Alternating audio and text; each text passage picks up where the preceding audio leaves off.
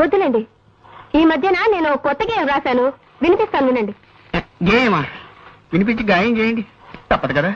నేను కవిని కానన్నవాణ్ణి కత్తితో పొడుస్తా, నేను కవిని కానన్నవాణ్ణి కత్తితో పొడుస్తా, నేను రచయిత్రిని కానన్నవాణ్ణి రాయెత్తి కొడతా, నేను రచయిత్రిని కానన్నవాణ్ణి రాయెత్తి కొడతా.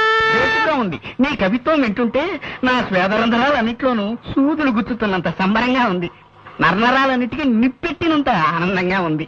మా మామగారితో చెప్తాను, వచ్చే వారం పత్రికలో ఈ గేయం వేయాలి. అలాగేనమ్మా, రాజే తలుచుకుంటే దెబ్బలకు కొదవా. ఇన్నాళ్ళు ఈ వారపత్రికని నా సొంత పుత్రికలా చూసుకున్నాను, ఇక్కడి నుంచి ఈ వారపత్రికని వారపుత్రికలా తయారు చేస్తాను. తప్పుతుందే?